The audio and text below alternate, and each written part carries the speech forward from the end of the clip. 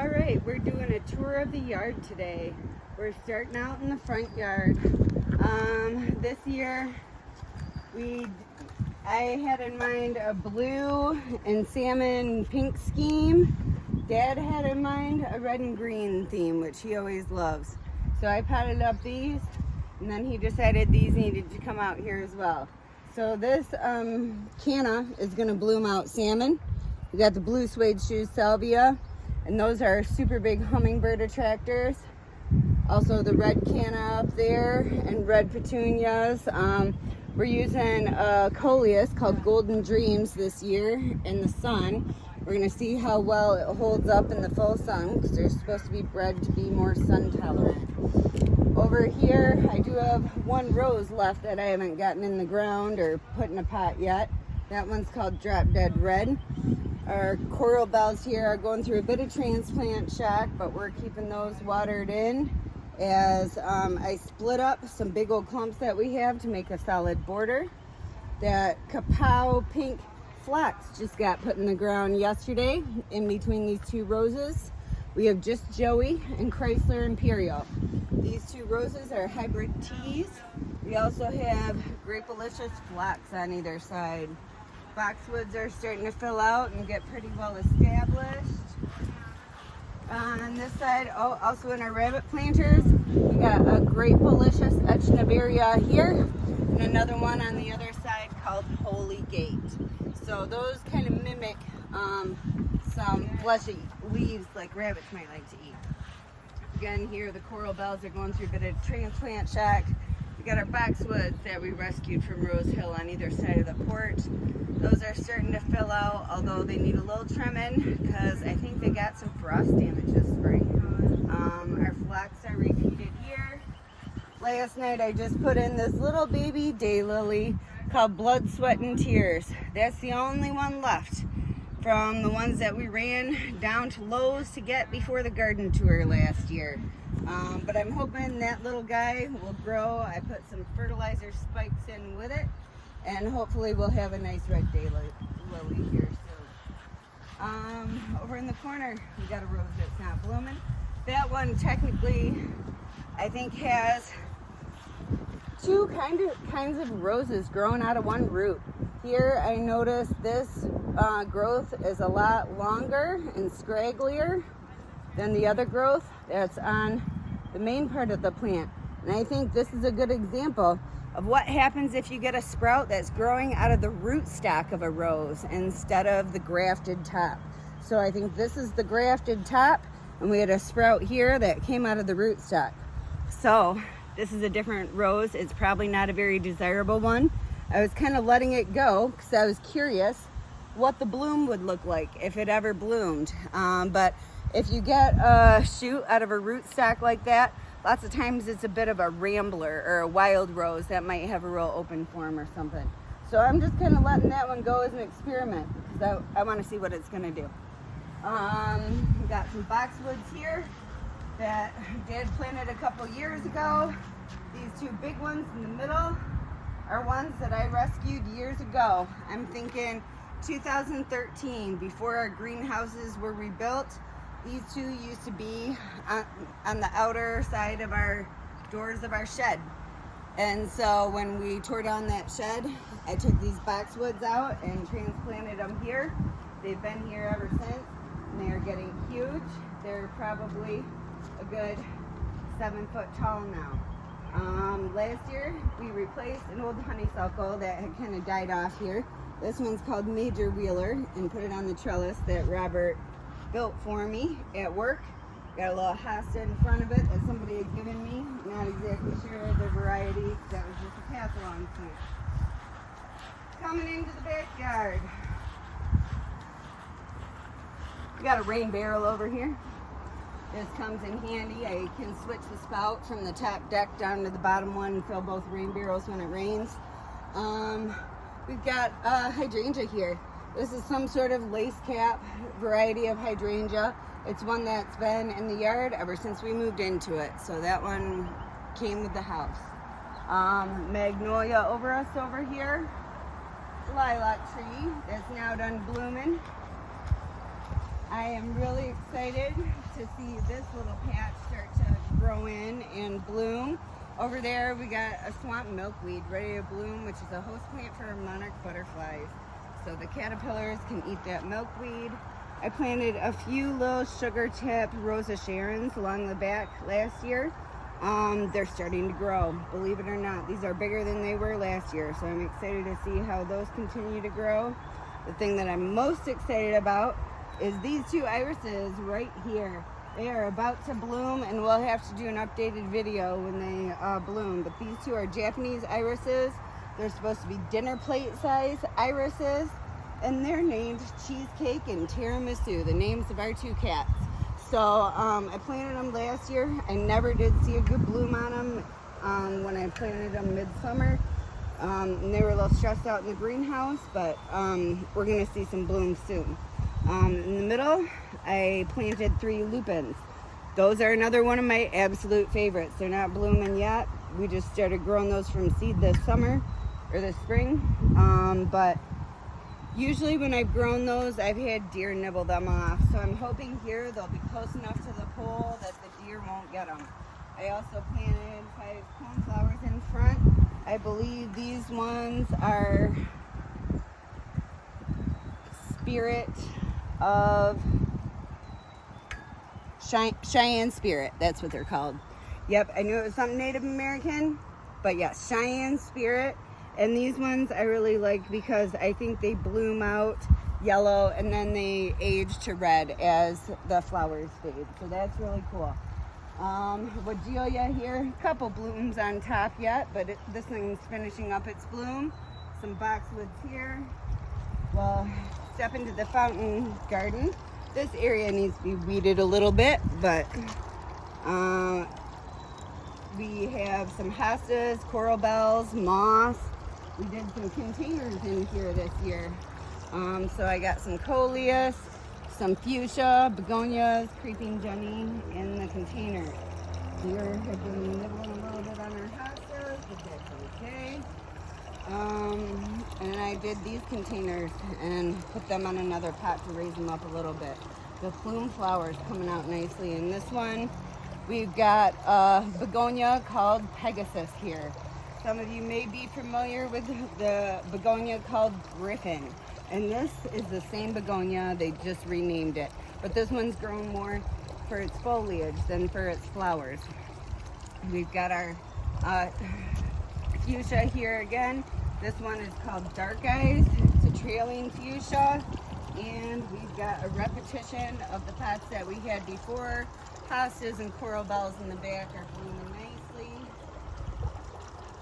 Or at least they're not blooming, but they have lots of nice leaves. Pretty neat.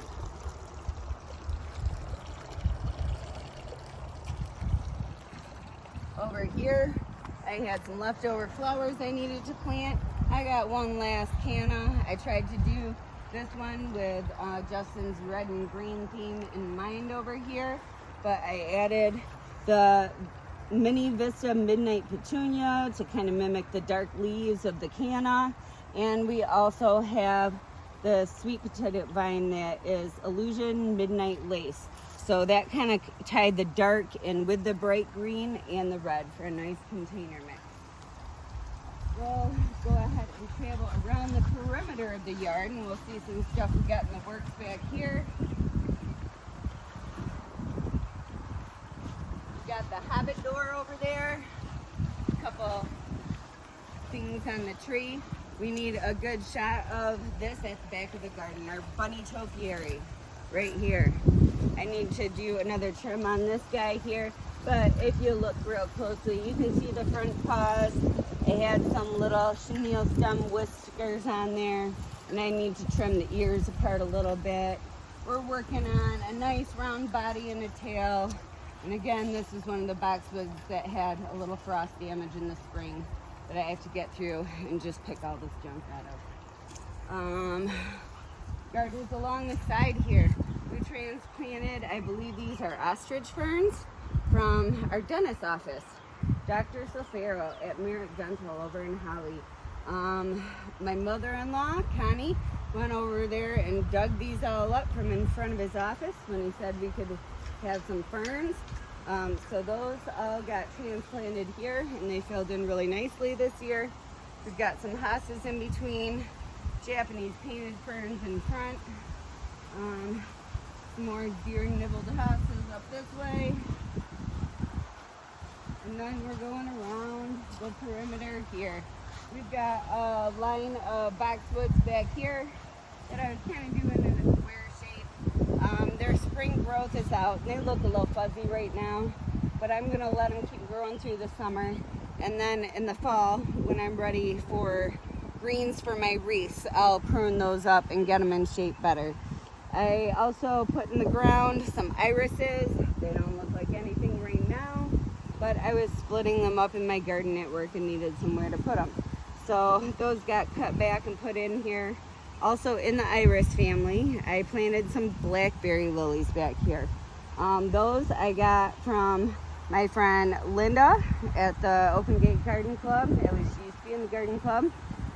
She gave me some seeds for those. So those are in the iris family. They bloom out with a small orange lily in the summertime, but then when that gets pollinated, the seeds look like a blackberry. So they're not edible, but they do look just like a blackberry. And so now we'll have 3 seasons of interest in these clumps that go in between every other boxwood.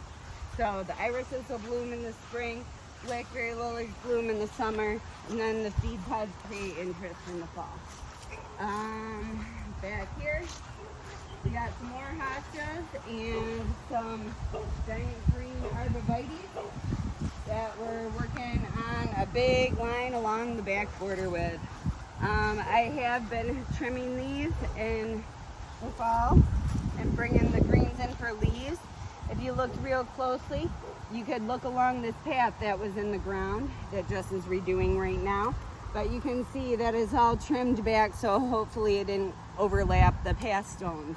And I'm trying to kind of trim them flat in between the fence, and eventually these things will get giant enough that they'll probably meet up together. They're planted a little wider than they would be if it was planted for a solid hedge, but I would like them to grow together over the hostas and trim them into a little bit of an arch where they meet up above the hostas. So that will be a process that continues to take years and years, but we'll see how it goes. If it doesn't actually meet up, we'll just have some nice framework for our hostas. Over here, we got a little sassafras tree that Justin had to replant. We're gonna see if that one will make it, but it's in question. So, there was another little sassafras tree that grew up here. Now, these sassafras, I think, grew out of suckers that were in the ground from some trees that had to get removed when this fence was redone. Justin is also putting these lamps back here. He used to have these mushrooms on logs in between every arborvitae, but now he's decided he wants to upgrade to some fancy looking lamps that have a mushroom shape. That, and they light up at night, which is really cool. yes. And he's got his little oak tree, scary guy there, and the deer are after all our crap out here, chewing it all up.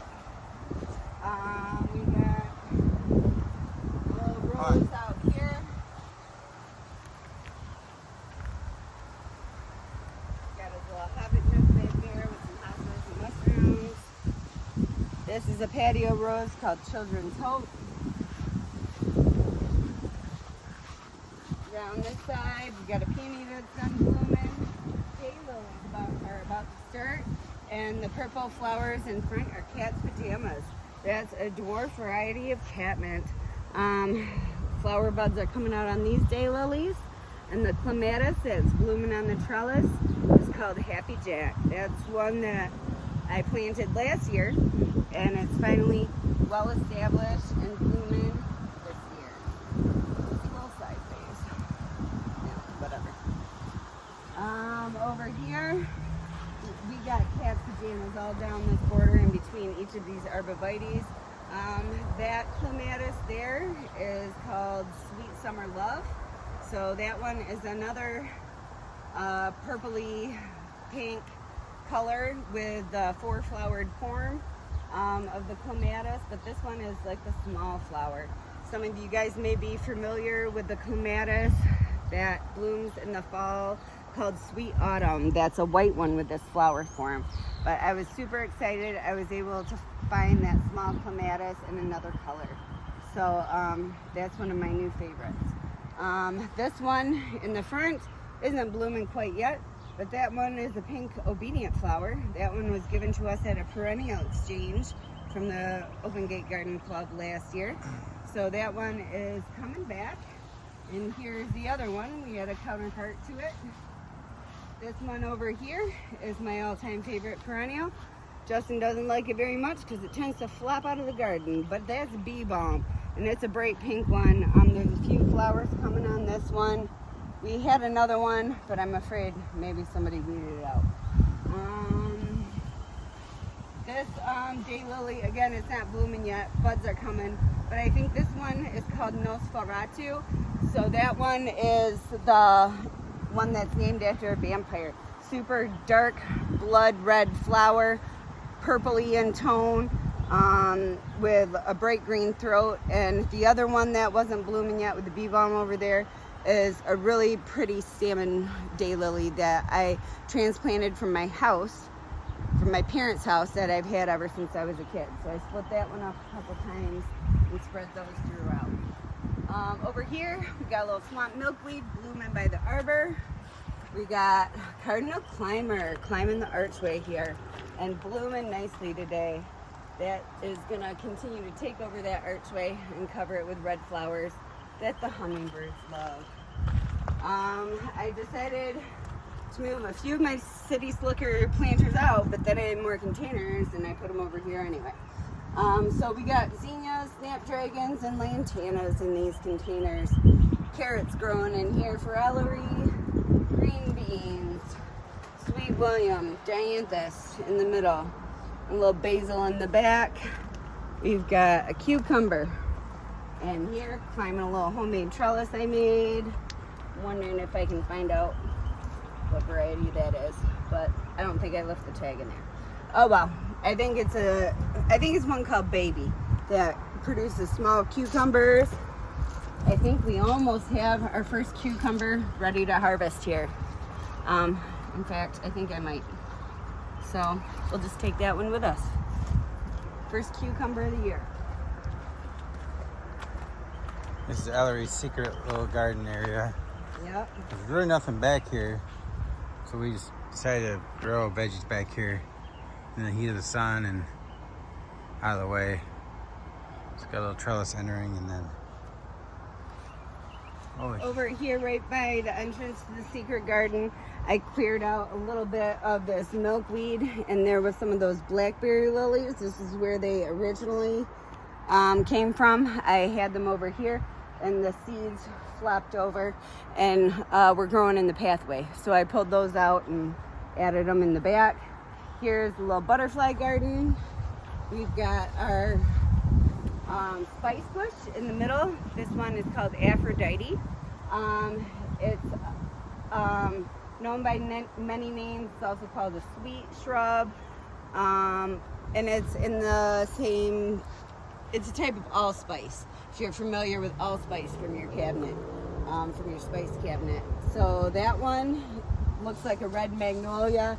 It's one of my favorites because it just keeps blooming, blooming, blooming all summer long. So then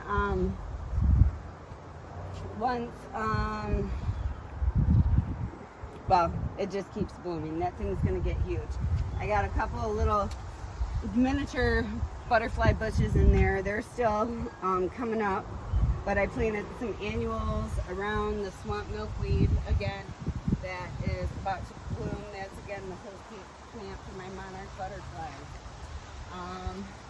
Over around the grill, I got some hanging baskets. This one is begonia dragon wing pink. I always get it confused with angel wing, but that one's the dragon wing, and I have two of those, matching one on the front side of that overhang.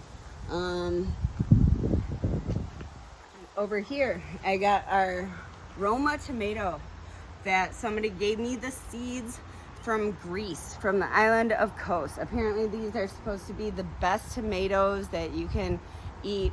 Now it's supposed to be a combination of the tomatoes plus the volcanic soil. So I'm going with my regular potting mix. We'll see how that does and if there's a noticeable difference between these tomatoes and the other tomatoes that I grow from seed in the garden.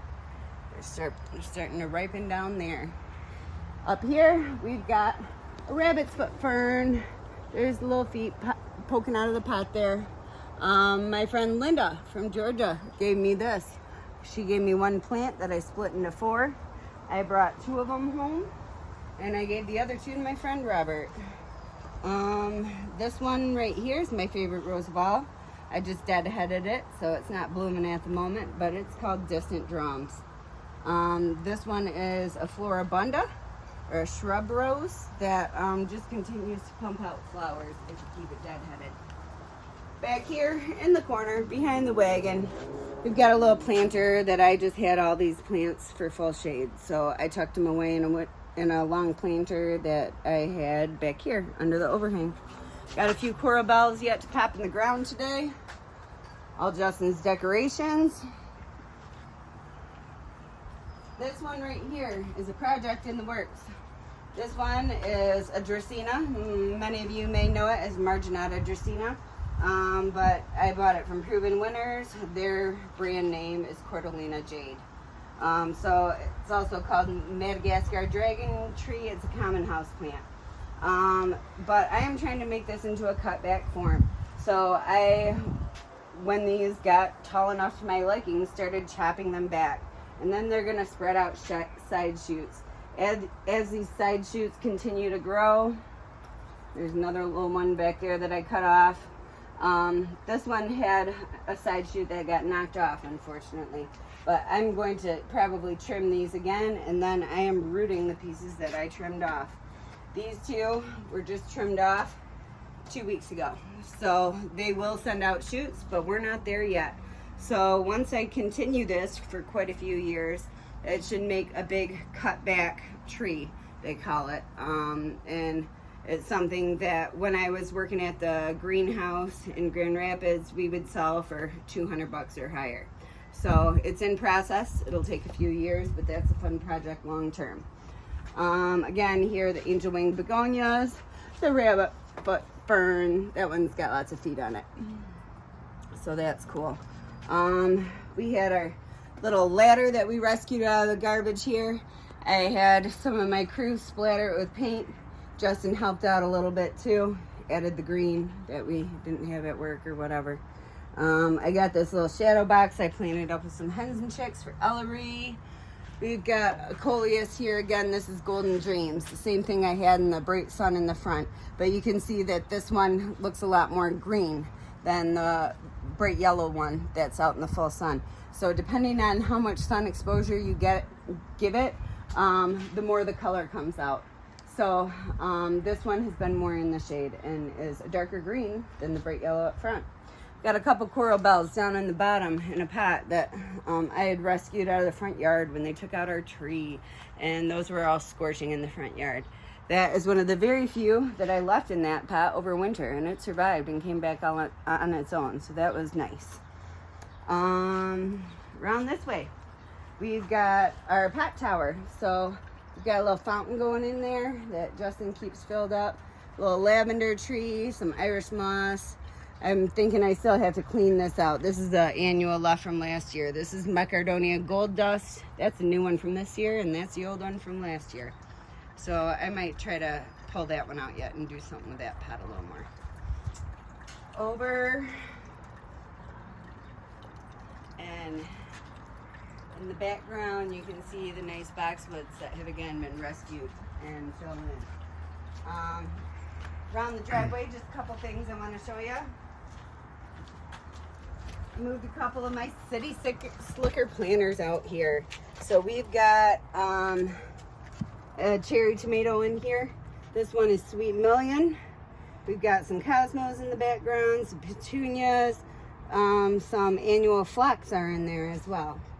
And this one, I had a different cherry tomato This one is called Sweet and Neat. So this one is a good patio tomato that stays a lot smaller than the Sweet Million. I've got a pepper in here. This one's a poblano called Trident. This was one of Robert's favorites. He loves them for stuffing and putting on the grill. So since we had some of those left, I took one home. 4 o'clock's in here. And this one is Tulsi. This one is a new plant that I grew this year for the first time because someone on my crew wanted to grow it. But it is also called holy basil, and it's very fragrant. It's used in making perfumes. It's also got a lot of herbal uses. I think it is good for stress, and I don't know, I'd have to look it up, but it's got a lot of herbal uses. Over here is another butterfly bush. I chopped it all back this spring, and looks like this withered up and died after I chopped it back. So I got to make one more cut on that there.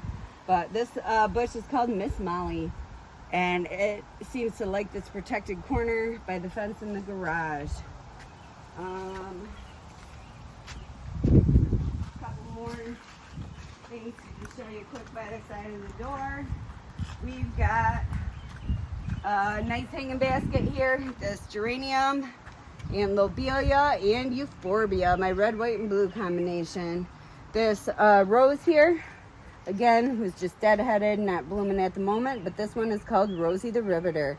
And this one is one of my favorites because it's a shout out to Flint Town. I think Rosie the Riveter was from Flint Town and worked on the assembly line in the war. And so that's kind of a throwback to the efforts in this area.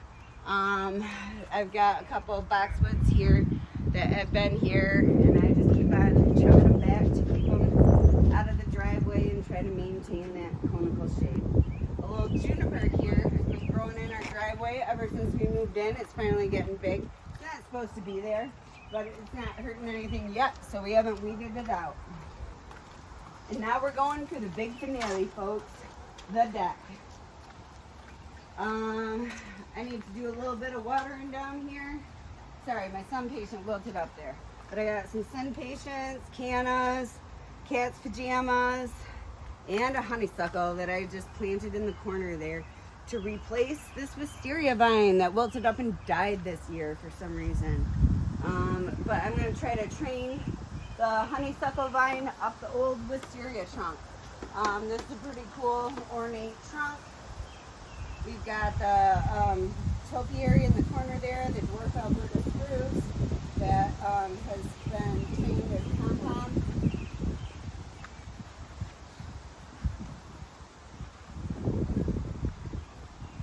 And then get a good shot of me from right there where you are with all the hanging baskets that I added up here.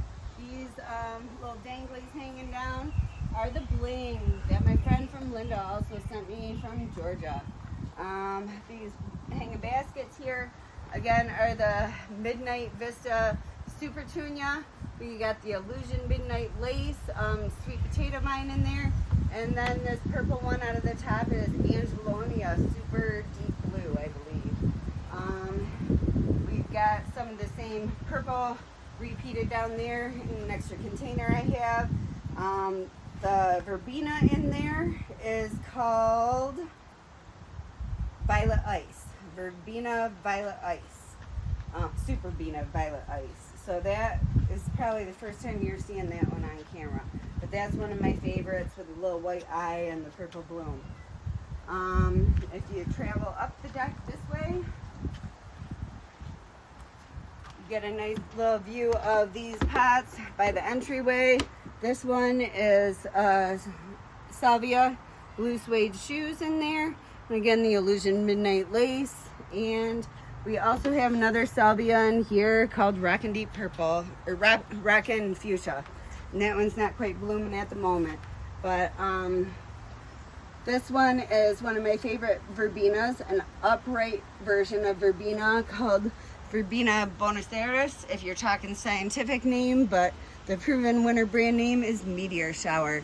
And if you ever find those upright, tall, straight verbenas, they are one of the favorites of butterflies, hummingbirds, bees. and they seem to do very well in full sun. They need a little bit of water. Sometimes I've had a little bit of problem with powdery mildew on them. So keep an eye out for watering those at night. Try water them in the morning so they dry out by night. We've got some of that Golden Dreams Coleus. Back here we've got Lime Time, and again Midnight Lace. This one is that Pegasus Begonia. This one is a Rex Begonia that my mom gave me.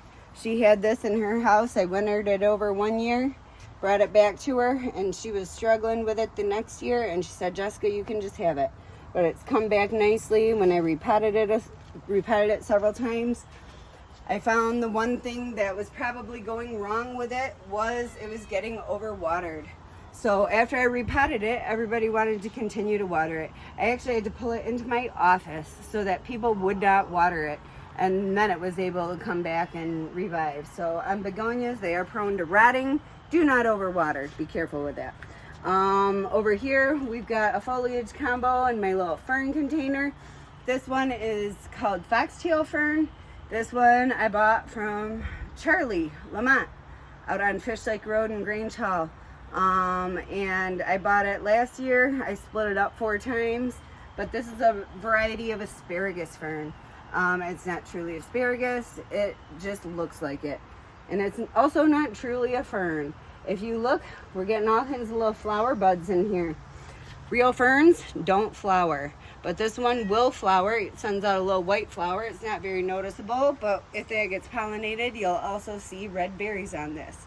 I also have collected those berries, and it takes a long time, but I've also grown a new plant from the seed of one of those berries. So it is possible to reseed those, unlike real ferns.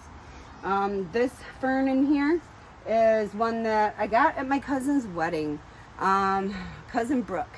She got married and had little ferns in the middle of the table in painted gold pots. And so we took a couple home. Now, at the time, we had a competition between me and my husband and my daughter to see who could keep their fern alive the longest. I must say I won. We're, 4 years away from the wedding now, maybe? And my fern is still growing strong. The other ones bit the dust long ago. One of them may have been the cat's fault. They may have eaten off a fern. I also had one more kind of fern struggling along in here. It's just got one little branch left, I think. But this was the tail end of a frosty fern that Laura LeBlanc gave me for Christmas. Sometimes you'll see those out at Christmas time. I think I got it in a 4-inch pot. It really thrived last year.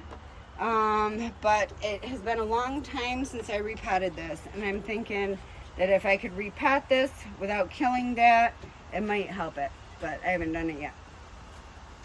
Over There's here, Cheesecake. Hey, say hi, Cheesecake. cats, I tell you, awful. Now in this container, I've got an elephant ear. This one's my favorite, called Illustrious. This one gets quite dark color with the highlighted veins, which I really like seeing the 2 tones in the leaf. I've got, again, that Pegasus Begonia in the back. Deck rail planters. I've got an upright Verbena Meteor Shower as the tallest plant in the middle.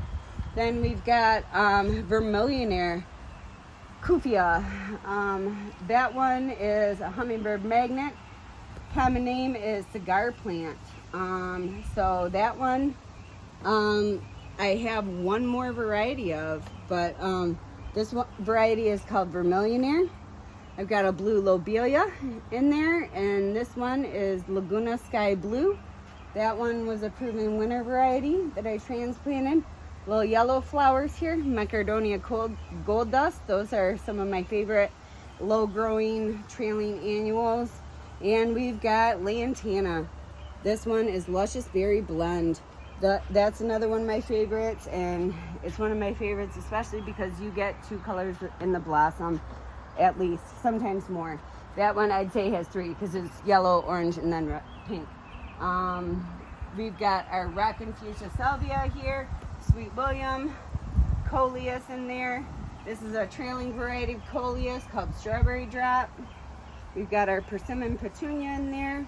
This is another variety of sweet potato vine called Illusion Emerald Lace. So we've got Midnight Lace, and this one is Emerald Lace. And again, we repeat our salvia, petunias. I picked up this banana plant at the grocery store. That one was on sale, pretty good deal. This is the other cigar plant I was talking about. So this one I picked up at Carlson's greenhouse last year, and it's called Hummingbird's Lunch. And so the hummingbirds do come in and flock to that one. This on the white trellis here is my Stephanotis plant. It's not blooming at the moment, but hopefully we'll get some blooms coming back. Zinnias in the owl pots. Yellow Flame, Zowie, Yellow Flame. That's a new variety I grew at the greenhouse this year from seed, and that's bound to be one of my favorites. I love the bicolored blossoms. See if you can get a real close-up of one of those blossoms that's full color, because it's really cool.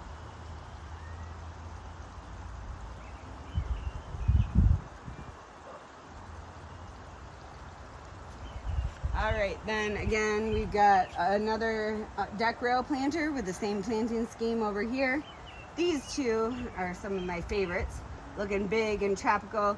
We've got the Sun Patience, the Coffee Cups Elephantia.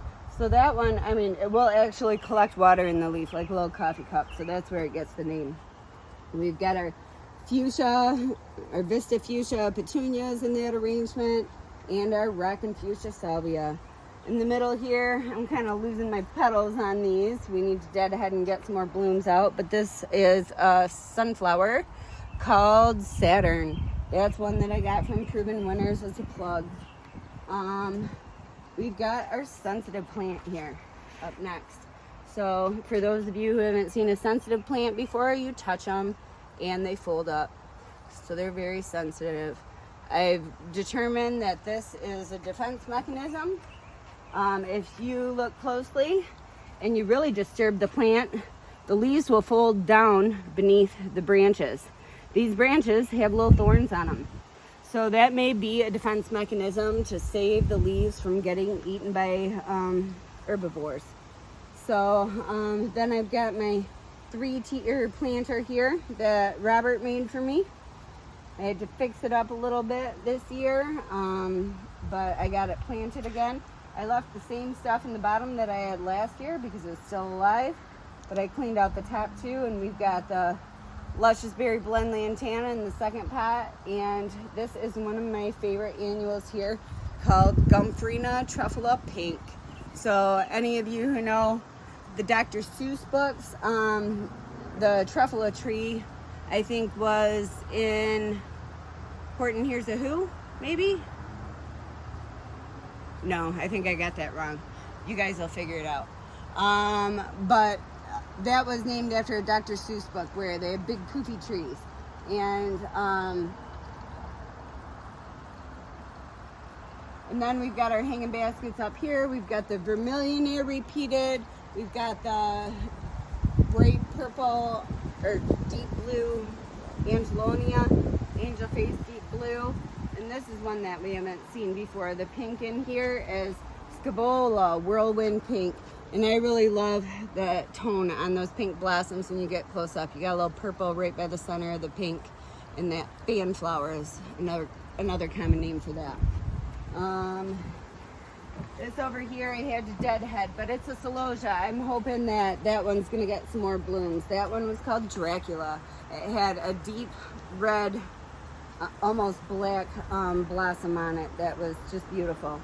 So here's another combination pot. Got a couple bonsais here. Don't look at this one, but we got a nice jade plant there and a dwarf jade right here.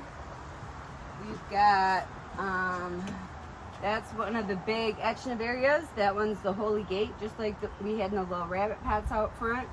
This one is a fig tree. I took cuttings from a big fig tree that I have at work for that one. This one is a Kalanchoe. This one came in that teeny tiny little shadow box that I planted hens and chicks in the other day. And it was a cutting or a little plantlet about 2 inches tall when the cats ripped it out of the shadow box and started eating it. And Ellery said, "Save it, Mom, bring it to work." So I brought it to work and repotted it. And now, a year later, it's in like an 8-inch pot and it's huge. We've got an orchid cactus here that's just finishing up a big bloom that it had. That I also got from my friend Linda down in Georgia. Some succulents up here. I forget the name of this one. But unfortunately, this one and the agave got forgotten about in the bottom of my car for a week. And the agave got fried. This one survived okay. But this is another Grapelicious Echnevaria. That's one I didn't know the name of. And that, folks, is the grand tour of the Davis Shire and all the plants in it. Oh, one more. This coleus. I may have stolen a cutting from the Botanical Gardens for that coleus. So I'm not sure the name of it, but very unique flower form, and I'm taking some more cuttings of that as we go throughout the summer. All right, thanks for watching, everybody.